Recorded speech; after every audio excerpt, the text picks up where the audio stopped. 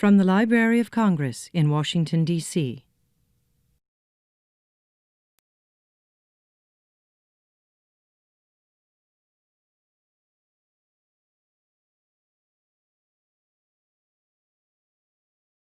David Bromberg, it's always great to have you back here at the Library of Congress. Thank you so much for coming. Thanks for having me.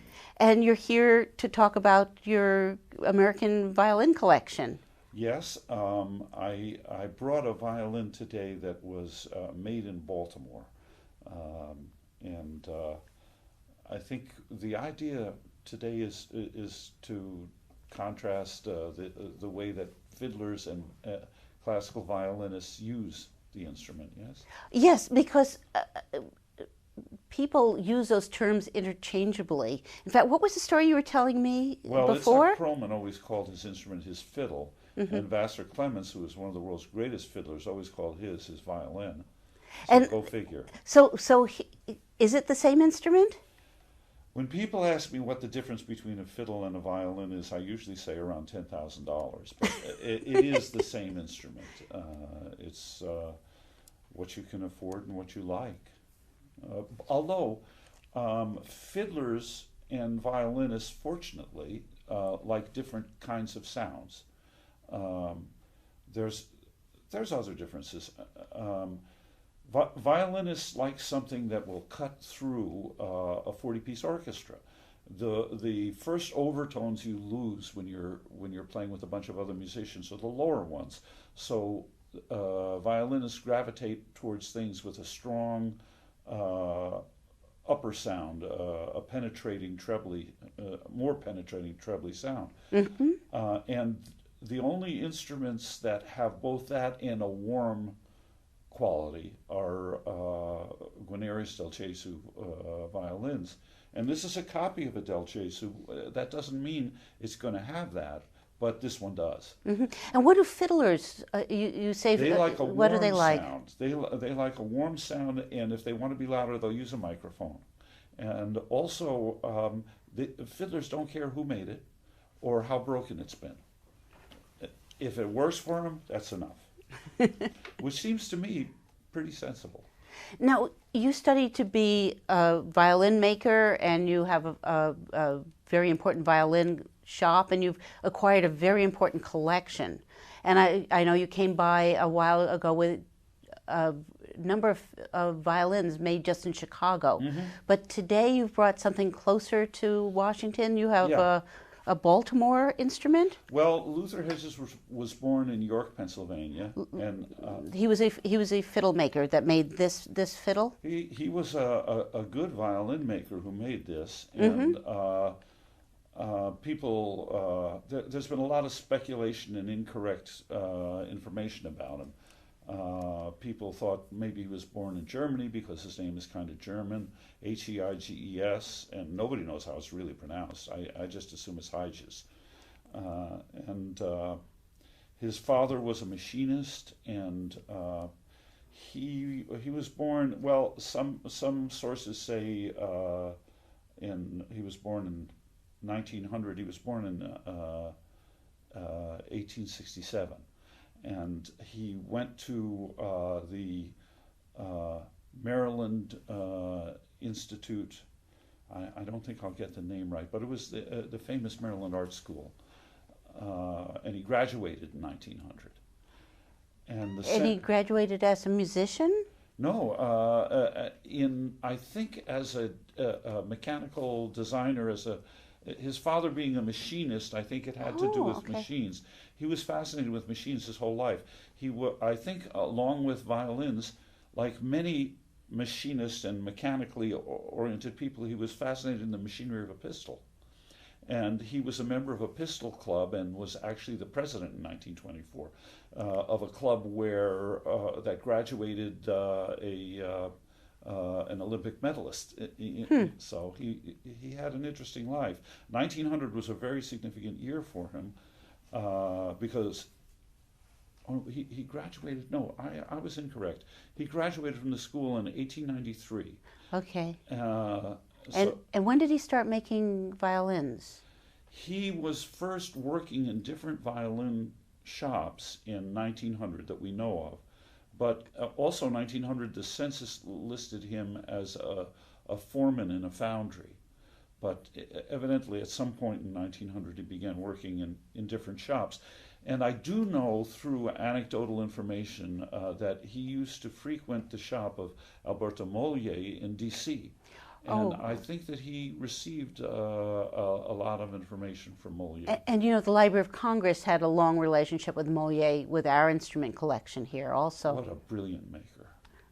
He was one of America's best. And you brought one of the Baltimore makers. Yeah. Yeah. Can we start by just explain to us what we're looking at here? Well, it's built along the pattern of a Guarnerius del Gesù. The workmanship is really good. He was especially good at inserting the purfling, which are people don't know exactly what they are. I'll tell you, it's 3 strips of wood, a black, a white, and a black, and it's not the easiest thing to do to put this without lots of gaps and especially on the tops. But he was quite skilled at that, and the purpose of this stuff, for one thing, violins look really crazy without them, and there are some without it. But the other is if the wood is broken here, it'll break at the purfling, and the break won't go inside any farther. So it's to protect protect. The back is strong enough so you don't really need it, but it's also purfled. And on some violins, especially Heiges, because he did a lot of fancy purfling, you'll find designs. On this one, he was a little more subtle. He did his last initial down at the bottom in purfling. Oh, yes. There's a little H there. Oh, that's beautiful. And the back is beautiful. What kind of wood is that? This is slab-cut maple, and I believe it to be American wood from the markings. The other really wonderful thing about his violins, I think his varnish is just beautiful. You can see there's a very fine crackle to it, which usually indicates the presence of a lot of oil in the varnish. And such a good varnish, this is not something that he would have gotten from Moya, because although in the classic period, Stradivarius and all his contemporaries bought their varnish. They had to. They were members of the guild, and the first law of the guild is you have to patronize the other guilds. And before this was really brooded about, I figured that they had to have bought it, because one of the ways to identify what city a violin was made in, from that period in Italy, was the varnish. The varnish of all of the violins has a certain similarity. So there's been a lot of mysticism about violins and varnish. Yeah. But the secret to the old varnish was lost, because around the late 19th century, they discovered lacquer from Japan. And it was so much easier to apply that everybody started doing that and didn't patronize the apothecaries who used to make the old varnish, and so the recipes were lost. Now, tell me more about violin making in Baltimore. Were there a lot of violin makers? There were. However, I have not been able to identify a school of making.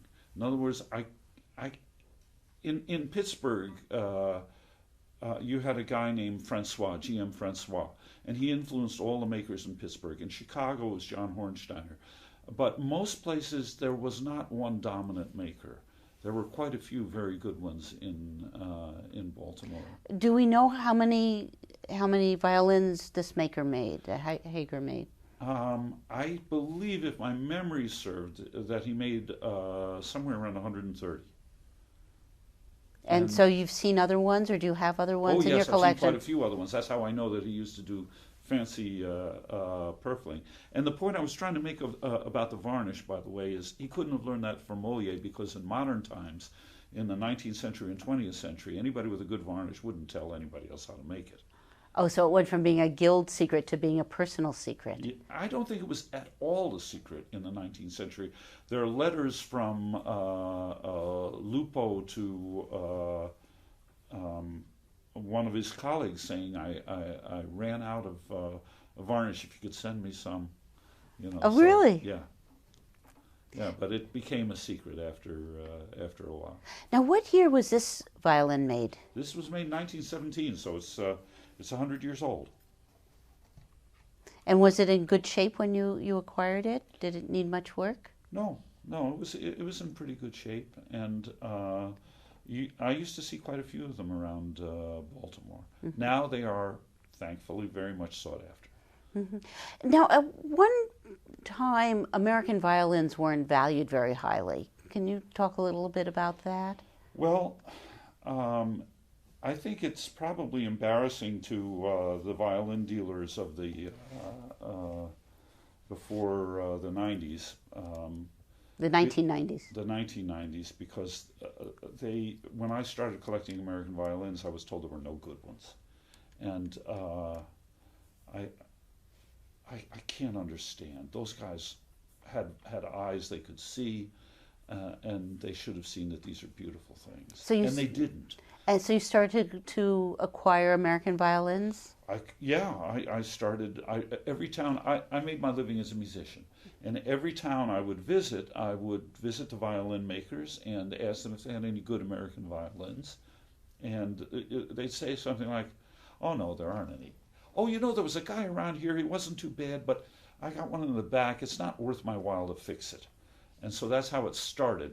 And when I started lecturing some of the American societies and showing what American violins looked like, people who'd even had them in their shops, sometimes never really looked at them. They just looked at the label, saw it was American, and who cares?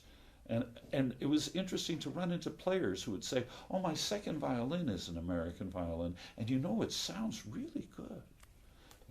Well, Americans are not genetically inferior to Europeans. The usual excuse after, "Oh, they're all German," or "they're all something else," which doesn't fly, was, "Well, we don't have the apprentice system here," and they have that in Europe. And, well, actually, most makers did begin to learn from someone else, but it wasn't official. But the real kicker is, in Europe, there were tens of thousands of people who were apprentices and then journeymen, and then had their own shops. How many of them were really good? Tiny percentage. So that's not what makes you good.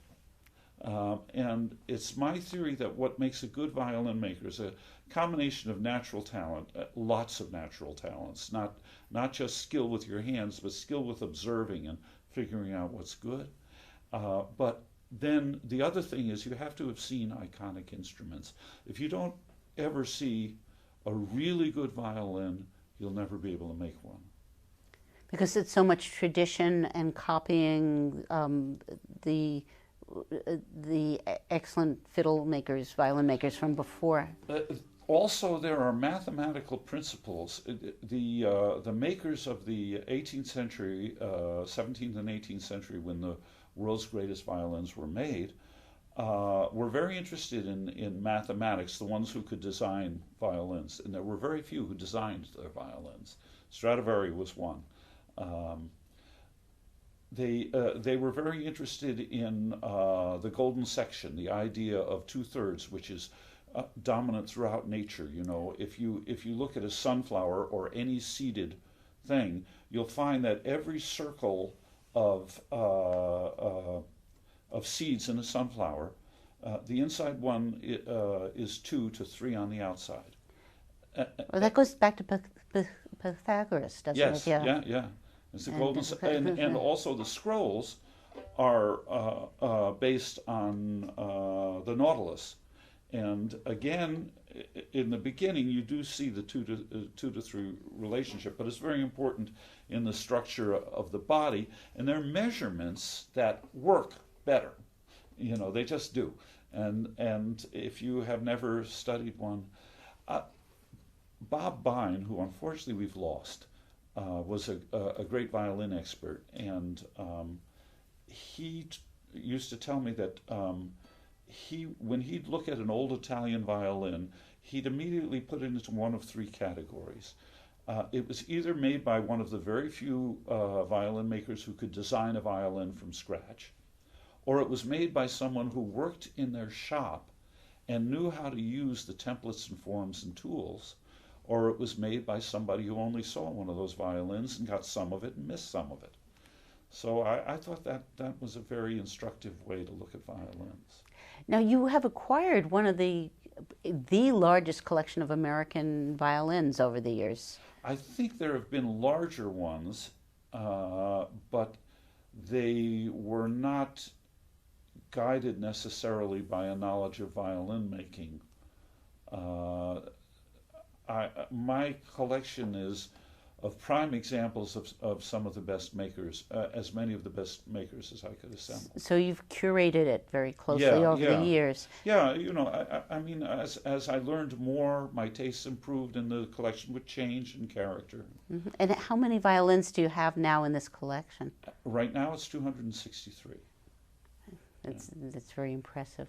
Well, what I'd like to do, I know you've brought two very talented violinists with you today, one is classically trained and one traditional player who plays with you in your band. Yeah. And what I'd like to do is have them come and show us what this particular violin sounds like. I think that's a good idea. I picked this one of the reasons is because it has those qualities that both classical players and fiddlers like.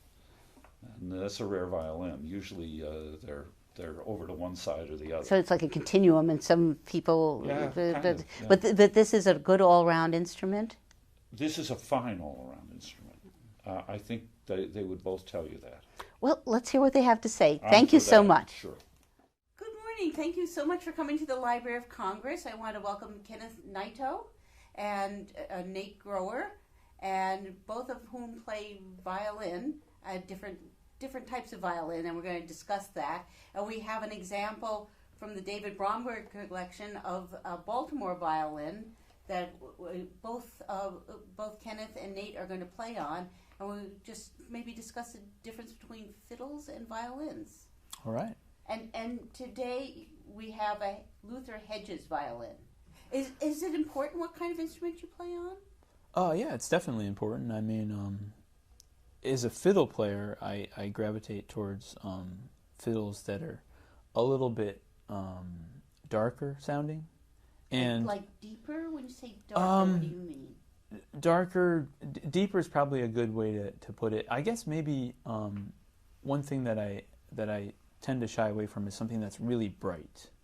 I think maybe classical players like a little bit brighter sound, but fiddle players, we always play in a mic typically, and so we want something that's kind of warmer, darker, and we can just put a mic on it, and we don't really have to worry about reaching the back of the room so much. Does that blend better with the ensembles you play with? Yeah, I definitely think it does. In bluegrass music with lots of mid-range kind of things, guitar and banjo, I think it kind of fits into the sound a little better. And Kenneth, what about you? What's your ideal violins? As a classical violinist, when I go search for a violin, I tend to go for a violin that, for example, on the G string, which is the which one is this one right here. It's the one that has the lowest pitch, right? String. Tends to have a more deeper, more darker, I guess in a sense, sound, and then more brighter on the high pitched string known as the E string, and which is the one on this side. Yeah. And so I like to also have a violin that has a very smooth sound as well, something that, because when you're on a stage, right, the violin needs to project very well because we don't use a mic when we play. So I also like to go for a violin that has a very nice sound that can project through in a big hall, and also has a nice ringing tone to it as well. So yeah, I think this is a great balance of those two things. I mean, it's got the darker qualities, but it has a really nice focused kind of punch to it where it projects. Yeah, this violin also has a really nice smoothness to it that it's really hard to find when looking for a violin. Like the tone when you play, it doesn't break, it doesn't like jitter. It's just when you put the bow on, just very smooth sound. Well, David's point was that there are a lot of great violins, fiddles, whatever you call them, made in America. Mm-hmm. So maybe maybe if we could hear both of you play a little bit on it, people can get an idea of both this particular instrument and the differences in your styles. So who wants to go first?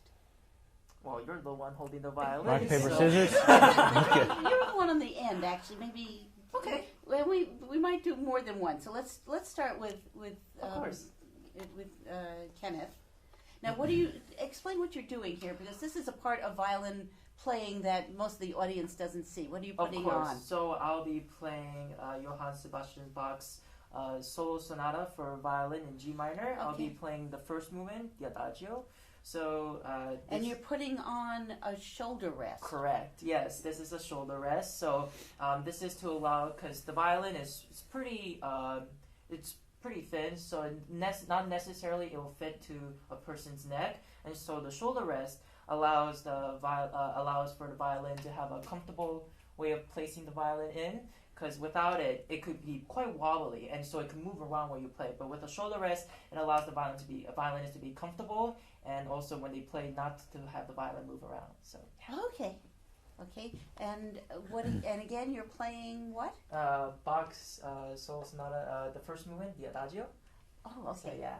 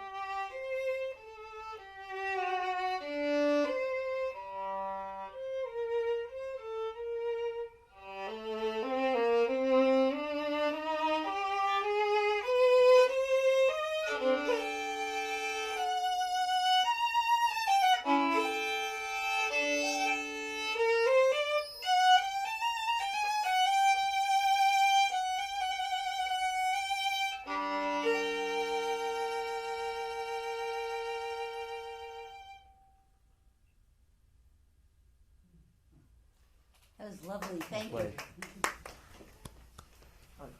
Nicely done. Okay. Okay. Okay. And now for something completely different. Would you like to?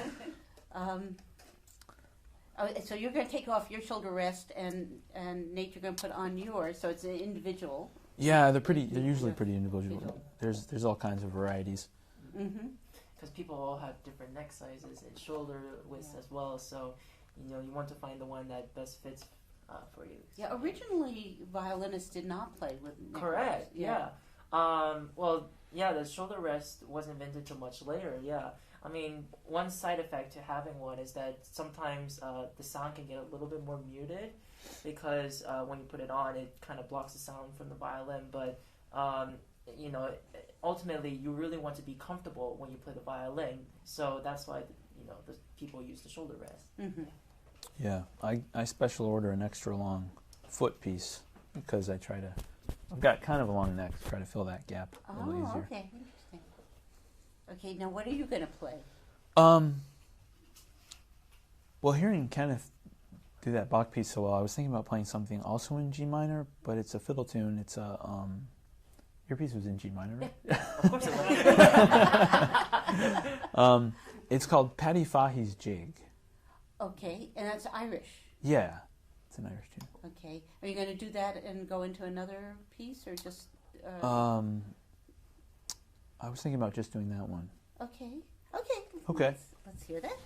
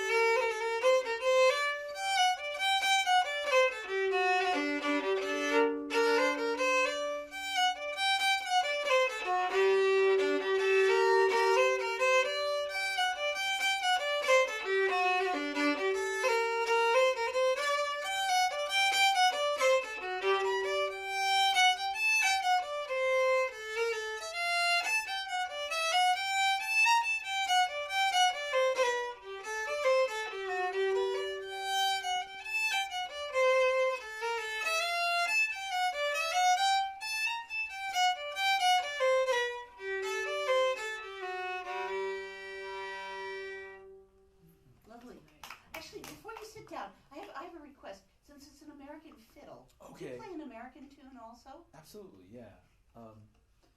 Let's see. I'll do. Blackberry. Oh yeah. Garfield's. This is called Garfield's Blackberry Blossom.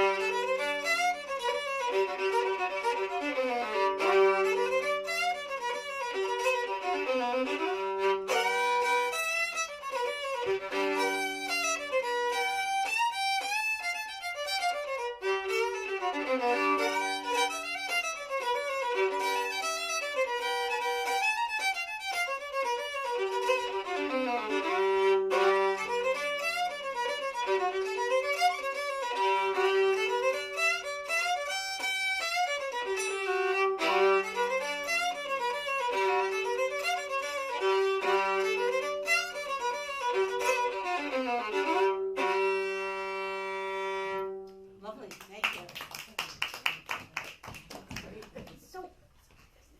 So we really had three different styles of violin playing: classical, Irish style, and American style. Can you just tell me what it's like, what you like about this fiddle, or how this fiddle responds to your different styles? Well, actually, since you mentioned styles, and it's, well, what you define as classical, there are many different eras of music that define a classical. So like the piece I played, the Bach, that is a Baroque style piece because it was written during the 1600s when Bach was alive. And so there's Baroque. There's also classical, which is defined as like Mozart.